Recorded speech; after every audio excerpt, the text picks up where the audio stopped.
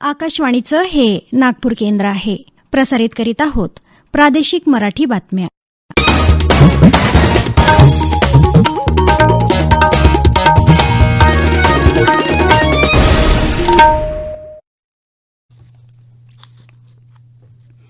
आकाशवाणी नागपूर. आभार आणि पटवर्धन आपल्याला प्रादेशिक बातम्या देत आहे. काही ठळक बातम्या. कार्यकर्ता हीच भाजपची खरी संपत्ती असल्याचं केंद्रीय मंत्री अमित शहा यांचं अकोला इथं प्रतिपादन. अॅडव्हान्टेज चंद्रपूर हे आर्थिक आंदोलन व्हावं, सुधीर मुनगंटीवार यांचं आवाहन. कवी कुलगुरू कालिदास संस्कृत विश्वविद्यालयाचा 12वा दीक्षांत समारंभ उद्या, राज्यपालांची राहणार उपस्थिती. आणि फोनद्वारे आर्थिक फसवणूक करणाऱ्यांविरोधात नागरिकांच्या मदतीसाठी चक्षू या सुविधेचा केंद्रीय माहिती तंत्रज्ञान मंत्रालयाद्वारे प्रारंभ. कार्यकर्ता हीच भाजपची संपत्ती असून कार्यकर्त्यांची भेट घेतल्यामुळे आपल्याला ऊर्जा प्राप्त होते, असं प्रतिपादन केंद्रीय गृहमंत्री आणि सहकारिता मंत्री अमित शाह यांनी केलं. अकोला इथं वाशिम, बुलढाणा, अमरावती, चंद्रपूर, यवतमाळ तसंच वर्धा लोकसभा मतदारसंघातील भाजपा संचालन समिती आणि पदाधिकाऱ्यांच्या संघटनात्मक आणि लोकसभा पूर्वतयारीच्या बैठकीत ते बोलत होते. पक्षविस्तारासोबत देशाला सुजलाम सुफलाम करण्यासाठी पंतप्रधान नरेंद्र मोदी यांचे पाईक म्हणून आपण कार्यरत आहोत. तसंच या देशातील बूथ प्रमुख राष्ट्रीय पक्षाचा कार्यकर्ता होऊ शकतो, हे केवळ भारतीय जनता पक्ष करू शकतो, असं अमित शहा म्हणाले. सकारात्मकपणे भाजप निवडणूक लढत असून जनतेच्या मनातला अभिप्रेत नेता जनतेला प्राप्त झाला आहे. प्रत्येक क्षेत्रात काम करणारा भाजपाचा कार्यकर्ता हाच विजयाचा मंत्र असल्याची भावना केंद्रीय मंत्री अमित शहा यांनी यावेळी व्यक्त केली. अमित शहा यांनी आज विदर्भातील 2 क्लस्टरमधील 6 लोकसभा मतदारसंघाचा अकोल्यात आढावा घेतला. यावेळी उपमुख्यमंत्री देवेंद्र फडणवीस, प्रदेशाध्यक्ष चंद्रशेखर बावनकुळे, पालकमंत्री राधाकृष्ण विखे पाटील उपस्थित होते. शहा यांच्या आढावा बैठकीत सहभागी होण्यासाठी जवळपास 550 भाजप पदाधिकारी आणि कार्यकर्ते उपस्थित होते. या बैठकीनंतर अमित शहा जळगावकडे रवाना झाले आहेत. अॅडव्हान्टेज चंद्रपूर हा केवळ 2 दिवसांचा कार्यक्रम नसून या माध्यमातून युवकांना रोजगार आणि व्यवसाय उभारण्याच्या संधी देणार हे आर्थिक आंदोलन व्हावं. या आंदोलनात युवक युवतींनी मोठ्या संख्येनं सहभागी व्हावं, असं आवाहन वने, सांस्कृतिक कार्य व मत्स्य व्यवसाय मंत्री सुधीर मुनगंटीवार यांनी केलं. Advantage Chandrapur 2024 industrial expo and business कॉन्क्लेव्हच्या दुसऱ्या दिवशी भरगच्च विद्युत सभागृहात विद्यार्थी, युवा उद्योजक यांच्याशी ते संवाद साधत होते. आज या महोत्सवात awareness on MSME, competitive lean scheme, finance आणि स्टार्टअप या विषयावर चर्चासत्र पार पडलं. त्यात मुनगंटीवार सहभागी झाले होते. चंद्रपूर जिल्ह्यातील 100 आदिवासी विद्यार्थी आयकरदाते व्हावे, असं आपलं स्वप्न असून युवकांनी न्यूनगंड न बाळगता आत्मचिंतन करून आपल्यातील गुणदोष शोधावे, लक्ष्य निश्चित करून ते पूर्ण करण्यासाठी जिद्द, निष्ठा, मेहनत करावी. त्याच्या पाठीशी चंद्रपूर प्रशासन पूर्ण ताकदीनिशी उभं राहील, असं प्रतिपादन त्यांनी केलं. दरम्यान आज बांबू रिसर्च सेंटरद्वारे मॅक फॉरेस्ट्री आणि मोथा इंडस्ट्री या 2 कंपन्यांची सामंजस्य करार करण्यात आले आहेत. मुलींच्या सक्षमीकरणासाठी राज्य सरकारनं सुरू केलेल्या लेक लाडकी योजनेअंतर्गत 19 कोटी 70 लाखाचा निधी वितरित करण्यात आल्याची माहिती महिला आणि बालविकास मंत्री आदिती तटकरे यांनी दिली आहे. याबाबत जिल्हास्तरावर जिल्हानिहाय आणि तालुका स्तरावर शिबिरं आयोजित करून 1 एप्रिल 2023 नंतर जन्मलेल्या मुलींना लाभ देण्याची कार्यवाही विभागामार्फत करण्यात येत असल्याचं तटकरे यांनी सांगितलं. देशातला चित्रपट आणि मनोरंजन उद्योग भारतातच नव्हे तर जगात नवनिर्मिती, सांस्कृतिक संपन्नता आणि कौशल्यासाठी प्रसिद्ध आहे, असं केंद्रीय माहिती आणि प्रसारण सचिव संजय जाजू आज म्हणाले. राज्याचे कौशल्य विकास मंत्री मंगल प्रभात लोढा, अभिनेत्री राणी मुखर्जी यांच्यासह विविध मान्यवरांच्या उपस्थितीत मुंबईत आज फिक्की फ्रेम्सला सुरुवात झाली. त्यात उद्घाटनपर सत्रात ते बोलत होते. भारतात मोठ्या बजेटचे चित्रपट तयार करण्यासाठी परदेशी दिग्दर्शकांची गरज आहे, असंही ते यावेळी म्हणाले.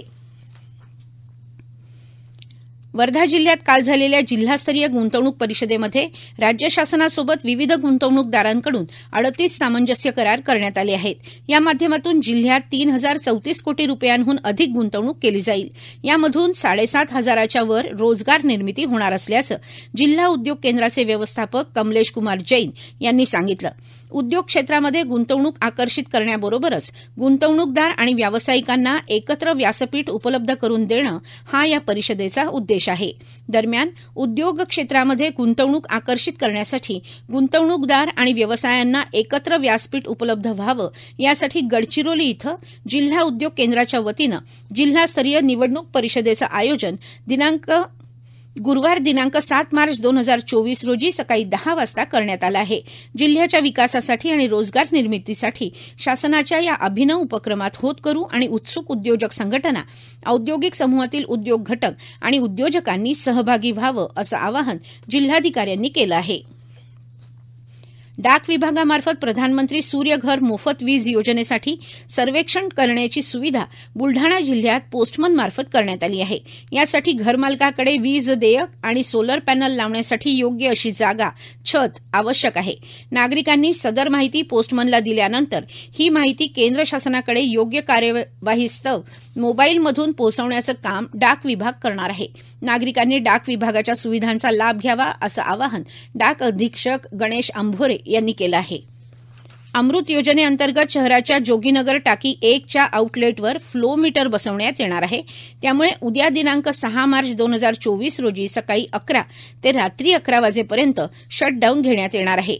या कालावधीत शताब्दी, काशी, जोगी, रामटेके, रहाटे, अभय, रामा, गजानन, एकता या नगरांमध्ये तसंच धाडीवाल लेआउट 85 प्लॉट, महात्मा फुले वसाहत या बाधित भागात पाणी पुरवठा होणार नाही. तसंच पाण्याची टँकर सेवाही तात्पुरती उपलब्ध राहणार नाही असं सांगण्यात आलं आहे. पाणी पुरवठ्याबाबत अधिक माहितीसाठी ग्राहक NMC-OCW हेल्पलाईन क्रमांक 1800-266-9899 वर संपर्क साधू शकतात. या प्रादेशिक बातम्या आपण आकाशवाणीच्या नागपूर केंद्रावरून ऐकत आहात. आमच्या केंद्रावरील सर्व बातम्या ऐकण्यासाठी आणि ताज्या घडामोडी जाणून घेण्यासाठी Marathi news Nagpur all India radio या आमच्या युट्यूब चॅनलला नक्की सबस्क्राईब करा. कवी कुलगुरू कालिदास संस्कृत विश्वविद्यालयाचा 12वा दीक्षांत समारंभ बुधवार दिनांक 6 मार्च 2024 रोजी दुपारी 3 वाजता कवी कुलगुरू कालिदास संस्कृत विश्वविद्यालय रामटेक इथं आयोजित करण्यात आला आहे. महाराष्ट्राचे राज्यपाल आणि विश्वविद्यालयाचे कुलपती रमेश बैस हे दीक्षांत समारोहाचे अध्यक्षस्थान भूषवतील. कुलगुरू प्राध्यापक हरेराम त्रिपाठी यांच्या उपस्थितीत संपन्न होणाऱ्या या समारोहाचे प्रमुख अतिथी म्हणून शिक्षण मंत्री चंद्रकांत पाटील उपस्थित राहणार आहेत. या दीक्षांत समारोहात 2021-22 आणि 2022-23 मध्ये उत्तीर्ण झालेल्या विद्यार्थ्यांना एकूण 10,583 पदवी प्रमाणपत्र प्रदान करण्यात येणार आहेत. एकूण 87 सुवर्ण पदकांसह 25 रोख पारितोषिकं देखील या दीक्षांत समारोहात प्रदान करण्यात येणार आहेत. तसंच एक संशोधनपर विद्यावाचस्पती डिलीट तसंच 14 विद्यार्थ्यांना विद्यावारिधी अर्थात PhD पदवीनं गौरवण्यात येणार आहे. फोनद्वारे आर्थिक फसवणूक करणाऱ्यांविरोधात नागरिकांच्या मदतीसाठी चक्षू या सुविधेचा केंद्रीय मंत्री अश्विनी वैष्णव यांनी काल दूरदृश्य प्रणालीच्या माध्यमातून प्रारंभ केला. www.sancharsathi.gov.in या संकेतस्थळावर नागरिकांनी आपली तक्रार नोंदवता येईल असं त्यांनी सांगितलं. संचारसाथी अंतर्गत 1,000 कोटी रुपयांची रक्कम फसवणुकीतून वाचवली गेली आहे, तर 1 कोटी सिम कार्ड ब्लॉक करण्यात आल्याचं ते म्हणाले. पणन हंगाम 2023-24 खरीपमधील शासकीय आधारभूत किंमत खरेदी योजनेअंतर्गत चंद्रपूर जिल्ह्यातील धान खरेदी मागील हंगामाच्या तुलनेत चालू हंगामामध्ये कमी प्रमाणात झालेली दिसून येत असल्यामुळे शासनाकडून धान आणि भरडधान्य खरेदी करता 31 मार्च 2024 पर्यंत मुदतवाढ देण्यात आली आहे. तरी शेतकऱ्यांनी आपल्या नजीकच्या खरेदी केंद्रावर जाऊन मुदतीत धानाची विक्री करावी असं जिल्हा मार्केटिंग अधिकारी VS तिवाडे यांनी कळवलं आहे. राज्य शासनाचा पर्यटन आणि सांस्कृतिक विभाग आणि जिल्हाधिकारी कार्यालयामार्फत 5 दिवसीय महासंस्कृती महोत्सव उद्या 6 मार्चपासून अकोला शहरातील लाल बहादूर शास्त्री स्टेडियम इथं आयोजित करण्यात आला आहे. या महोत्सवात विविध कार्यक्रमांचं आयोजन करण्यात आल्याची माहिती जिल्हाधिकारी अजित कुंभार यांनी पत्रकार परिषदेत दिली. शेवटी पुन्हा काही ठळक बातम्या. कार्यकर्ता हीच भाजपची खरी संपत्ती असल्याचं केंद्रीय मंत्री अमित शहा यांचं अकोला इथं प्रतिपादन. अॅडव्हान्टेज चंद्रपूर हे आर्थिक आंदोलन व्हावं, सुधीर मुनगंटीवार यांचं आवाहन. कविकुलगुरू कालिदास संस्कृत विश्वविद्यालयाचा 12वा दीक्षांत समारंभ उद्या, राज्यपालांची राहणार उपस्थिती आणि फोनद्वारे आर्थिक फसवणूक करणाऱ्यांविरोधात नागरिकांच्या मदतीसाठी चक्षू या सुविधेचा केंद्रीय माहिती तंत्रज्ञान मंत्रालयाद्वारे प्रारंभ. याबरोबरच हे प्रादेशिक बातमीपत्र संपलं. नमस्कार.